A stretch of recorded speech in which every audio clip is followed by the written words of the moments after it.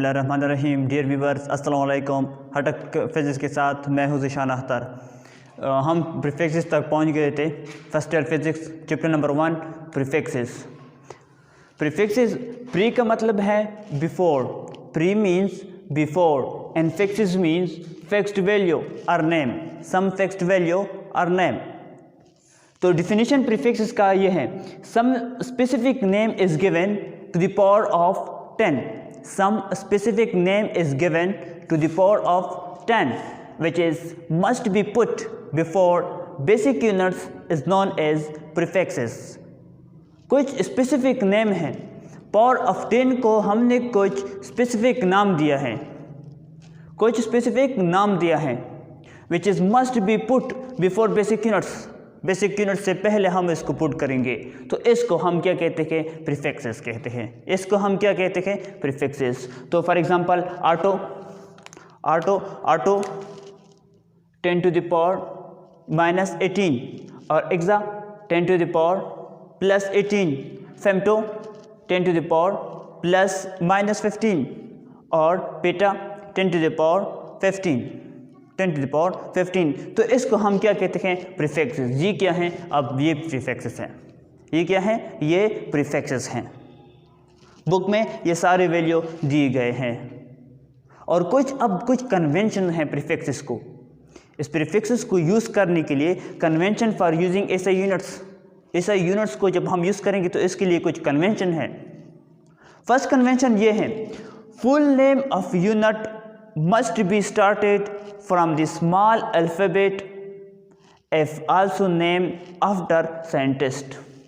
Full name of unit must be started from the small alphabet. अगर हम इस तरह करें कि कोई साइंटिस्ट का नाम है तो वो स्मॉल अल्फ़ाबेट से स्टार्ट करेंगे।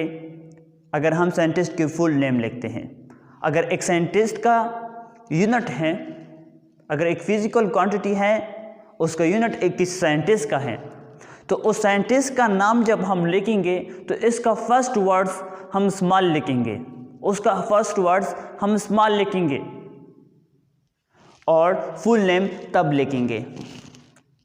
ठीक है, तो फिर ये सही है। फॉर एग्जांपल न्यूटन है तो इसका फर्स्ट वर्ड जो है वो स्मॉल लिखेंगे। कॉलम है तो इसका फर्स्ट वर्ड जो है वो स्मॉल लिखेंगे। न्यूटन एन क्या लिखेंगे? स्मॉल। तो कॉलम में सी हम स्मॉल लिखेंगे। अब जोल में जे हम स्मॉल लिखेंगे, जोल में जे स्मॉल लिखेंगे। तो ये फर्स्ट रूल है, ये फर्स्ट रूल है। Number second, symbol of units after name scientist must be capital letter of starting alphabet. अगर हम इस तरह करें कि किसी क्वांटिटी है, उसकी यूनिट साइंटिस्ट की है और हम जस्ट सिंबल यूज़ करना चाहें तो ये सिंबल हम कैपिटल वर्ड्स यूज़ करेंगे। फर्स्ट वर्ड उस साइंटिस्ट का नाम के फर्स्ट वर्ड को कैपिटल लिखेंगे। ठीक है, फॉर एग्जांपल न्यूटन है। अब न्यूटन है, न्यूटन का एन जो है ये हम कैपिटल लिखेंगे। और केल्विन है, केल्विन का के हम कैपिटल लिखेंगे। अगर हम सिर्फ सिंबल यूज़ करना चाहें एन तो हम सिर्फ एन यूज़ करेंगे। तो ये एन रिप्रेजेंट करते हैं न्यूटन।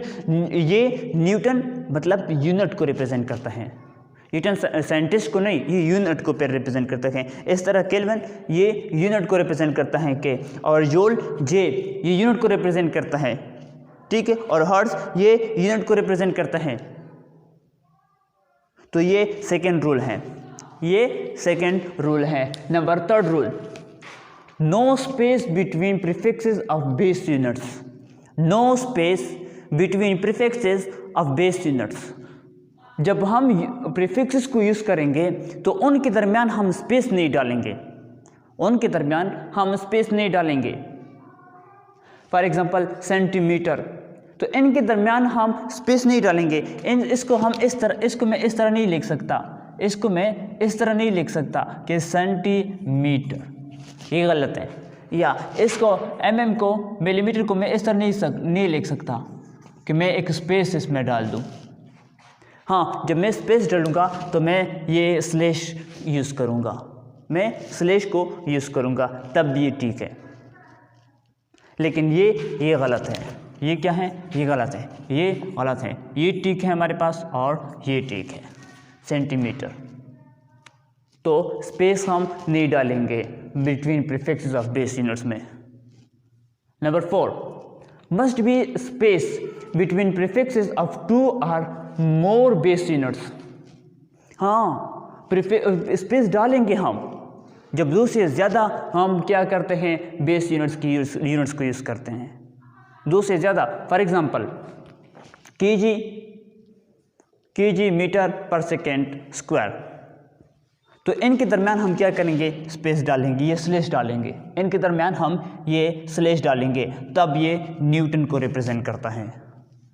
तो फिर ये सही है। अब हम इसको इस तरह नहीं लिख सकते, इसको मैं इस तरह नहीं लिख सकता हूँ कि केजी मीटर पर सेकेंड स्क्वायर, इनके दरमियान में स्पेस को नहीं डाल सकता, ठीक है, ये गलत है, ये ठीक है। न्यूटन मीटर टार्क को रिप्रेजेंट करते हैं, टार्क की यूनिट है। तो फिर इसको मैं इस तरह नहीं लिख सकता कि न्यूटन मीटर, इसको मैं इस तरह नहीं लिख सकता, ठीक है, इसको मैं इस तरह नहीं लिख सकता, ये गलत है, ये गलत है। No more than 2 prefixes, no more than 2 prefixes is possible, no more than 2 prefixes is possible। 2 prefixes हम यूज़ नहीं कर सकते। फॉर एग्जाम्पल किस तरह, 2 × 10⁻³ सम, 2 × 10⁻³ सम सेंटीमीटर। तो इस तरह मैं इसको मैं इस तरह नहीं लिख सकता कि 2m सेंटीमीटर, 2 मिली सेंटीमीटर, इसको मैं इस तरह नहीं लिख सकता। या इसको 5 × 10⁻⁹ mm, मैं इसको इस तरह लिखूँ कि 10⁻9 = नैनो। तो फिर मैं इसको इस तरह नहीं लिख सकता कि 5 नैनो mm, ये गलत है, ये गलत है, ये ठीक है, और इस तरह ये गलत है, ये ठीक है, ठीक है, ये वाला ठीक है। हम 2 प्रीफिक्सेस को एक साथ नहीं यूज़ कर सकते, अदरवाइज वो क्या होगा, गलत होगा, गलत होगा। और number 6, power on the base units will also represent power of prefixes. Power on the base units will also represent power of prefixes.